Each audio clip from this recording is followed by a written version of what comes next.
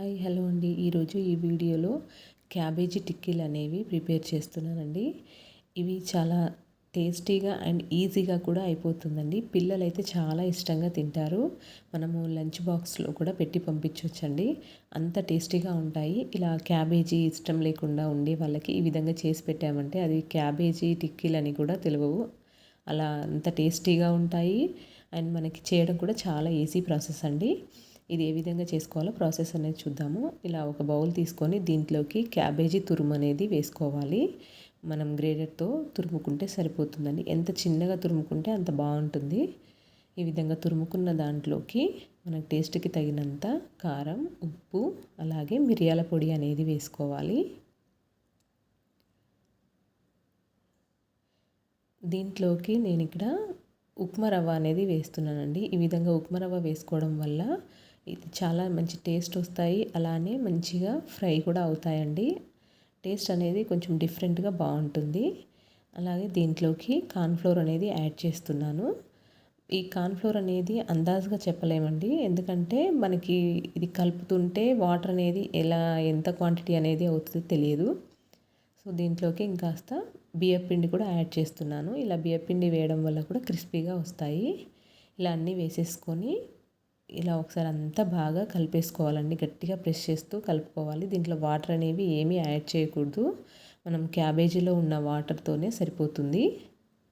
ఒకవేళ మీకు లూజ్గా అనిపిస్తే ఇంకాస్త పిండి అనేది యాడ్ చేసుకోవచ్చు. కార్న్ఫ్లోర్ కానీ బియ్యపిండి కానీ.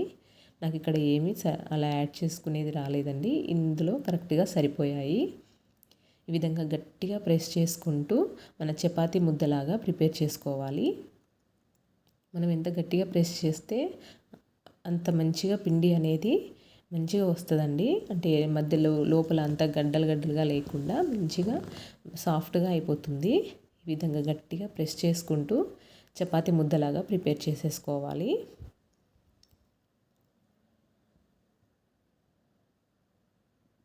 ఈ విధంగా చపాతీ ముద్దలాగా ప్రిపేర్ చేసుకున్న తర్వాత ఇందులో నుంచి చిన్న చిన్నగా పిండి అనేది తీసుకొని ఇలా టిక్కీల మాదిరిగా ప్రిపేర్ చేసేసుకోవాలి. ఈ విధంగా పిండినంతా టిక్కీల మాదిరిగా ప్రిపేర్ చేసేసుకొని స్టవ్ మీద కడాయి అనేది పెట్టుకొని స్టవ్ ఆన్ చేసి డీప్ ఫ్రైకి సరిపడా ఆయిల్ అనేది వేసుకొని అది బాగా హీట్ అవ్వనివ్వాలి. ఆయిల్ అనేది బాగా హీట్ అయిన తర్వాత దీంట్లోకి మనం ప్రిపేర్ చేసుకున్న టిక్కీలు అనేవి ఆయిల్కి సరిపడన్ని వేసేసుకొని గోల్డెన్ బ్రౌన్ కలర్ వచ్చేంత వరకు వేయించేసుకోవాలి.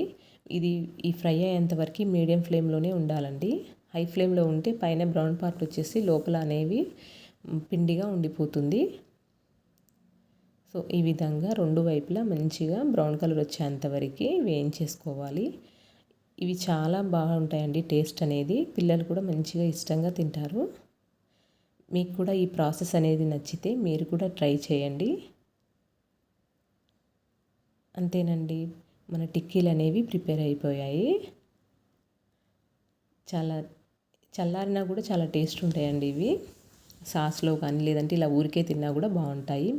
ఇది మీకు కూడా నచ్చితే మీరు కూడా ట్రై చేసి ఎలా వచ్చింది ఏంటి అనేది చెప్పండి. Thank you for watching.